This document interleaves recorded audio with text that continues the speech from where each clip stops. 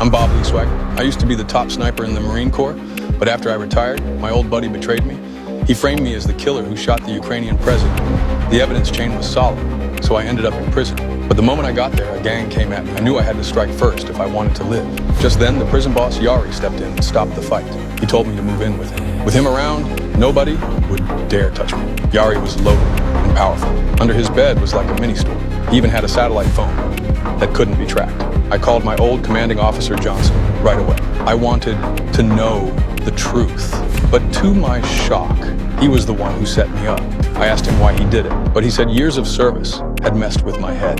He claimed I went crazy and tried to kill the president. I only wanted to know who was behind it. Whoever could control Johnson, the head of the advance team, and Payne from counterterrorism was no ordinary man. Yet Johnson kept saying, I did it. He even hinted that my wife and daughter saw him that day. That hit me hard. The man behind this would erase all witnesses. Then he went to the control room and replaced the footage. Now they could make a move, killing me with a big bounty. This time they sent a bearded guy. When Yari left, I sensed danger right away. There was nothing in the cell I could use as a weapon. Only a few ping pong balls hidden away. I stuffed them into a sock. I made a weak weapon with almost no power. But I was right. The bearded guy was let in. I used to be the best sniper in the world. Now I'm the most wanted man in America. This time, I dressed up as a repair guy and sneaked into the police department's garage. I grabbed the repair form for a patrol car. No one suspected a thing. Nobody thought I dared show up in person. I drove the car into the bay and used the crane to lift it. So far, everything was going smooth. No one noticed anything wrong. I was risking everything just to find one thing: the bullet that killed the Ukrainian president. That bullet was the key to framing me. The setup was flawless. I had to dig up the truth myself. But staying too long as a stranger started drawing attention from the staff. I grabbed a car, acted busy, just to stall for time. Finally, I found the bullet. Oh, you got a free on me.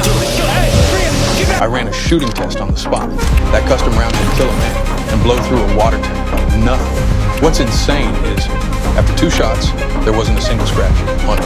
I took the bullet straight to Agent Memphis. Told him to ask his contact at the FBI to trace where it came from. He snapped a picture and sent it right away. The reply came fast. That bullet belonged to a rebel group called Tree of Liberty. I went alone to their base. The leader was planning a major terrorist attack. To him, bringing me in was a huge win. So I cut to the chase, asked if the bullet was theirs.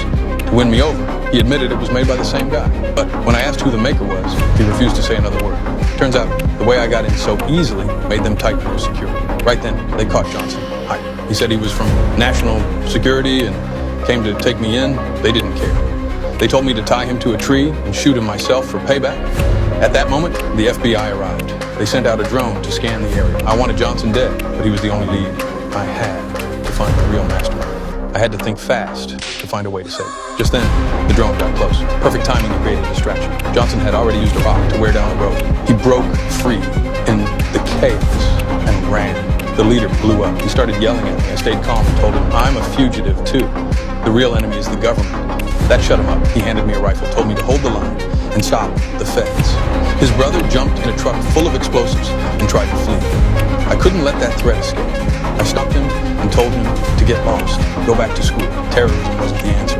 That's when he gave me the name of the guy who made the bullet, and I knew that name way too well. I told him how to slip out safely, told him the exact route to take. The firefight kept going, but Johnson was already gone.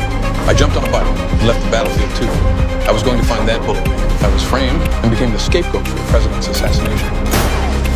I worked tirelessly to finally track down the real assassin, Ronnie Scott. But Scott never left his house, and his villa was heavily guarded. I couldn't handle this alone. I had to call in Memphis, an FBI agent who always believed in my innocence. Yet unexpectedly, Scott left his villa for the first time ever. Now, I had to catch every single mastermind. I didn't move right away. I followed quietly in my car. Soon, a few cars rolled, and a bunch of familiar faces got out. They were the team that framed. I decided to take a risk and get closer, using a fuel truck for cover.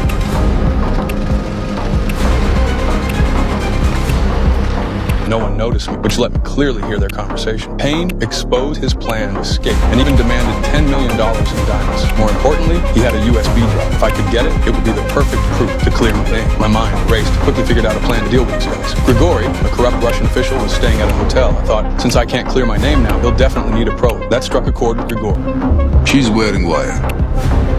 Sean.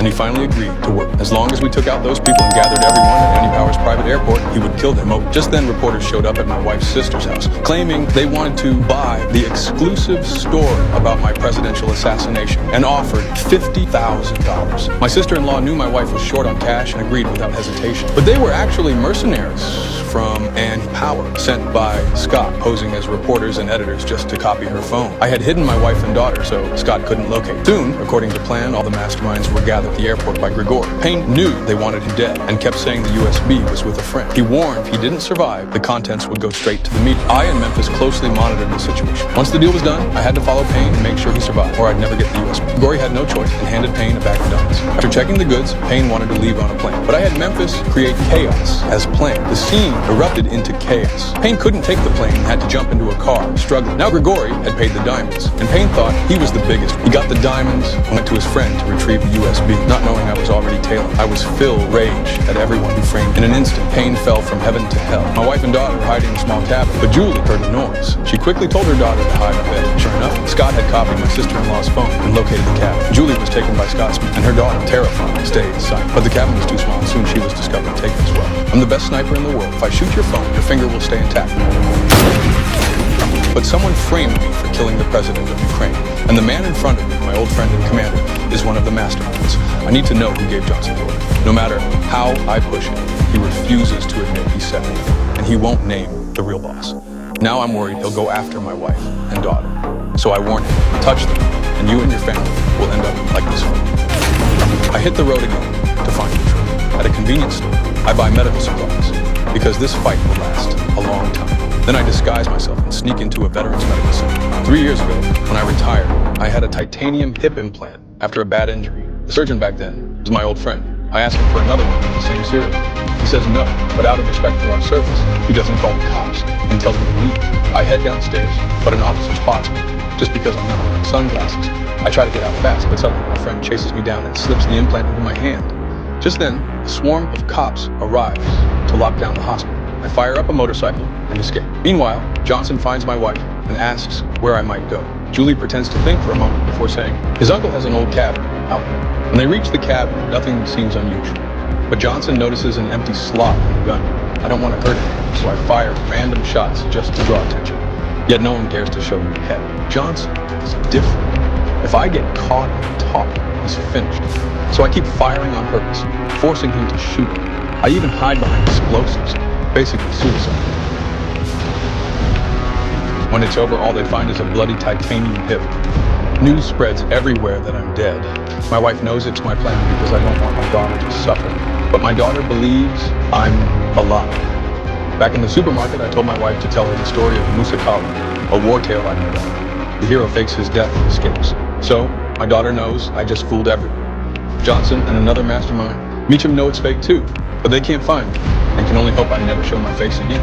So I'm one of the top snipers in the world. I finally traced the bullet that killed the Ukrainian president. Turns out it was made by my old mentor. He left me a few clues, pointing to the other 3 Black Spade Ks. I started digging into where those special guns ended up. Eventually, I found out one of them would be shown at a gun expo in Bozeman. I hit the road, headed straight to Bozeman. At the expo, I asked around, found out who had it. A collector had it, and he seemed proud. He told me there were 4 total based on 4 playing cards. The one in his hand, Club K. Then he bragged about shooting a target 800. He said that was his best shot ever. But someone once used the Heart K and hit the bullseye 1400s. Right then, I realized the guy in video might be the one I've been chasing. I called Memphis, the only one who still believed I was innocent. I asked him to look up this guy, Lonnie Scott. Turned out he's the founder of a private military company called AP Defense. Memphis found the company's headquarters. I decided to meet this Lonnie Scott myself. But Johnson, one of the men behind everything, also heard I was in Bozeman. He found out from Collector that I had Scott's name. Then he called Meacham right away. Now Meacham was panicking too. He knew if I kept going, I'd expose all of them soon. I made it to AMP Defense's main office, but the place was locked down tight. There was no way I could get to Scott directly. I needed to find out where he lived. Meacham rushed to warn Scott that I was hunting. Also, the 10-man kill squad he sent gone silent. No doubt, they were all taken out by him. Scott had no better plan, so he decided to act as bait. He thought if he lured me in, he'd get the chance to kill himself. I dressed up like a delivery guy and got inside the building. Security didn't suspect a thing. I handed the package to the front desk and said Scott had to sign it himself, but the reception was careful. She didn't let me get close to him. I had to leave the box and walk out. Just then, Johnson showed up. This traitor once framed and got Donnie's mom killed. I was furious, but I stayed calm. He said his boss was true. Now, down, and he didn't want to help the baggers. He offered to help me take them all down. The receptionist opened the box and saw what was inside. She called Scott right away. He was still at home and told her to bring it to him immediately. But I didn't believe a word Johnson said. He wasn't here to make things right. He was just scared I'd blow the whole thing open. He switched sides because he wanted to save himself. I said nothing more. He didn't argue. He just told me I knew how to reach it if I would help, but I had no time to waste. The receptionist had already rushed out to follow me. She'd lead me straight to Scott's. Johnson knew that no matter which side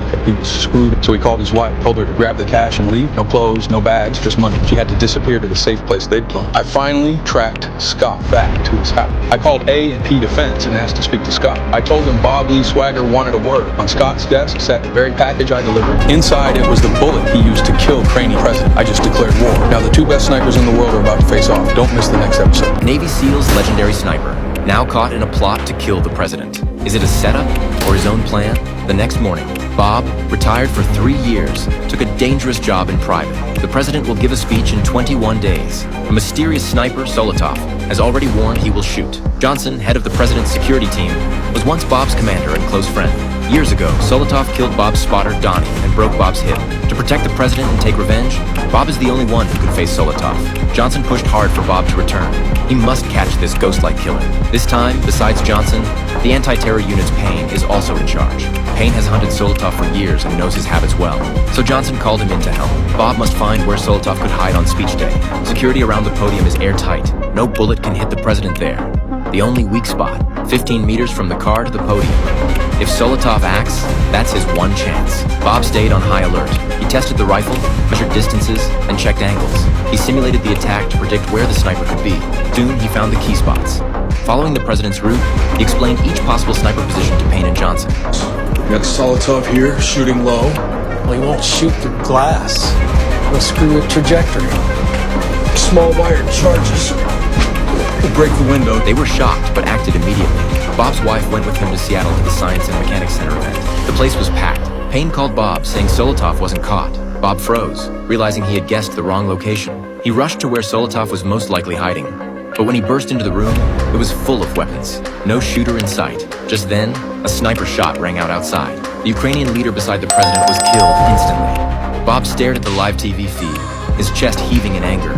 Suddenly, a man in a police uniform walked in. Bob had seen this face before. It was Payne from that rooftop encounter. Unarmed, Bob jumped from the balcony. The car below absorbed most of the impact, but his organs still took heavy damage. Coughing blood, he struggled to get up, but a black female agent ran over and pressed a gun to his head. What will she do to Bob now? 1,500 meters away, I pulled the trigger on the last bullet. This shot would either end everything or open a new nightmare. Harry was locked inside the Russian embassy. Julie made a scene to get inside and check the layout, and I disguised myself as the ambassador's bodyguard, waiting for a chance to save her. In the underground safe house, hungry Mary ate the cookie Krukov gave her, but she didn't know there was a tracker hidden inside. The ambassador hated Krukov crossing the line and told him to move the hostage fast. At the gate, guards stopped me. The ambassador saw me and covered for me. The ambassador saw me, then secretly slipped me a key card. After the hall went quiet, I walked downstairs into the long corridor. The guard dropped his guard, but I knocked him out in a flash. I grabbed Mary and ran. When we passed the kitchen, I used paper towels and the oven to make smoke. The fire alarm went off, and we slipped out in the crowd. The family finally reunited. I handed the gun and the diamonds to Julie and told him to take Mary to the Rose Motel. But I went to Mason Bay Park and called Krukov for a final showdown. Krukov split his men. The SWAT team came for me, but he went after Julie. Meanwhile, Kate caught Johnson trying to run and took his phone. She saw my location and sent backup. I waited in ambush like I was back on the battlefield in Afghanistan.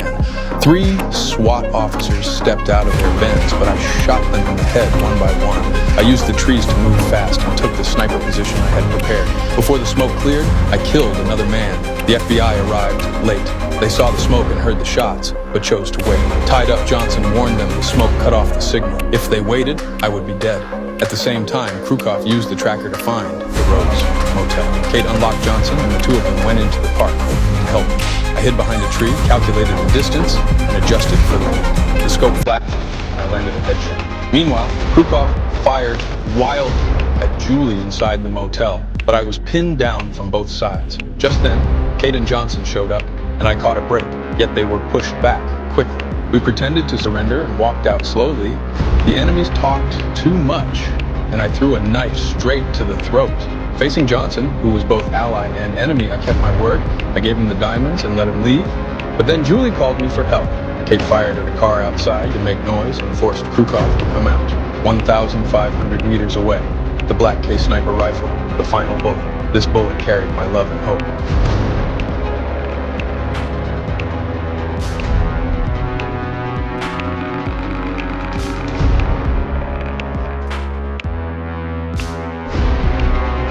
He's one of the best snipers in the world. He already set the trap and just waited for the target to walk in. He's also a top sniper in the world. It hit him just now.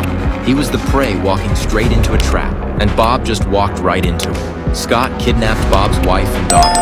He tricked Bob with a fake address and forced him to come. Even though Bob and Johnson are enemies now, they used to fight side by side. So this time, they teamed up again. Agent Memphis stayed on the outside, watching everything with a thermal scope. But Bob had no clue. He had just stepped into Scott's ambush. Scott brought him here for one reason: to kill the sniper who was better than him. To make sure he did it himself, Scott didn't even care if his own men died. That's when Bob figured it out. His wife and daughter were never here. It was all a trap.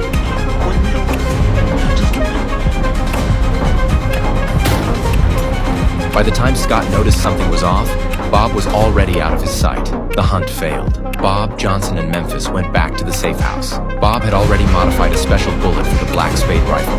Then he walked straight into Scott's mansion, said he needed to talk face to face. They tied him up and brought him in, while Scott was still on his way.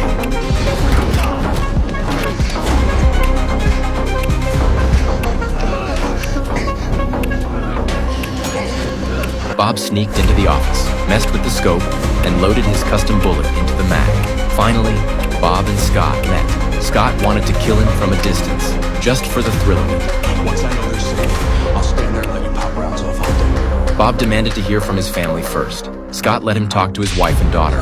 Now Bob knew they were still alive. Scott offered a deal: trade the USB for his family. Payne was in charge of watching Bob.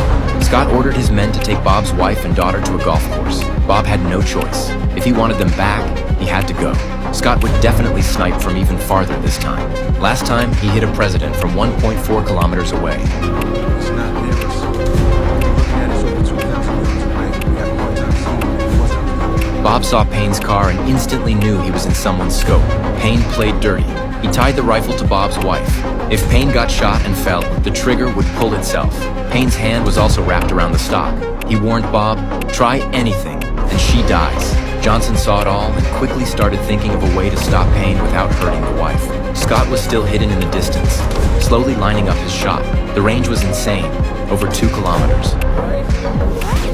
Bob knew the first bullet was just a test. Once Scott realized the rifle had been tampered with, the next one might be fatal. So Bob waited, hoping Scott would fire that custom bullet soon. But the second shot was getting closer, and Scott still hadn't used it. Bob was starting to panic. Payne yelled, "Give me the USB or die with it." Finally, Scott grabbed Bob's bullet. It looked exactly like the others, so he loaded it without thinking. He aimed at Bob and fired. Boom! The gun exploded. Scott got killed by his own weapon. Payne was terrified. Now that Scott was gone, Johnson saw the opening. Bob's wife, Julie, demanded to know where their daughter was, but Payne refused to say a word. Julie snapped. She wasn't leaving without her kid. Just then, Johnson showed up, and Julie froze. Wasn't this the guy who framed Bob? Bob told her to trust him, just for now. Johnson was on their side this time. Meanwhile, Memphis had tracked down the car. He finally found the daughter's location. But here's the problem. She was taken to the Russian embassy. That meant it was no longer U.S. territory. Now they had a whole new problem: how to get her out alive. He forgot that even though I was a sniper, I was still a Marine trained for combat. I took the first shot and dropped it, and the guard thought the job was done. But I caught him off guard and took him down. I wanted to know the sentence, but I already knew he wanted me dead. I was guilty of murder. I cut off his finger and used it to open the gate to freedom. If I didn't get out alive, I couldn't protect the family or find the truth. The first person I thought of was Donnie's mother. Donnie was my spot in service. He died in battle, but I visited his grave every year. She trusted me. I patched up my wounds at her house and finally got a short list. The TV was full of unwanted news, but she still believed I wasn't killed. My escape caused an even bigger stir. The feds were watching my sister-in-law's house. The chief sent Memphis to get close to my wife. They wanted to know where I was, but my wife swore I wasn't the shooter. She told Memphis to help if I was killed. The agents found out I visited Donnie's grave every year. Before I left, Donnie's mother gave me some money. It was Donnie's military compensation. She said if Donnie were alive, he'd use it where it mattered most. She told me to take his motorcycle and ride out the back. She also gave me some of his weapons. Johnson rushed to get there before the feds so he could kill me.